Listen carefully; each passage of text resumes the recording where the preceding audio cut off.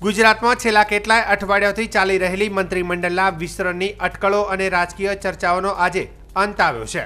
રાજ્ય સરકાર દ્વારા મંત્રીમંડળના વિસ્તરણની સત્તાવાર જાહેરાત કરવામાં આવી છે। મુખ્યમંત્રી ભૂપેન્દ્ર પટેલના મંત્રીમંડળમાં નવા ચહેરાઓને સ્થાન અપાવવાનો નિર્ણય લેવામાં આવ્યો છે।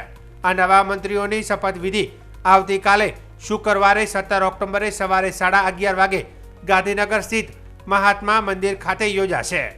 સત્તાવાર કાર્યક્રમ અનુસાર રાજ્યપાલ આચાર્ય દેવવ્રતજી નવા મંત્રીઓને હોદ્દો અને ગોપનીયતાના શપથ લેવડાવશે। આ પ્રસંગે મુખ્યમંત્રી ભૂપેન્દ્ર પટેલ સહિત રાજ્યના વરિષ્ઠ નેતાઓ, અધિકારીઓ અને પક્ષના અગ્રણીઓ ઉપસ્થિત રહેશે। ગુજરાતના રાજકીય વર્તુળોમાં છેલ્લા ઘણા દિવસોથી આ વિસ્તરણ અંગે અનેક અટકળો ચાલી રહી હતી।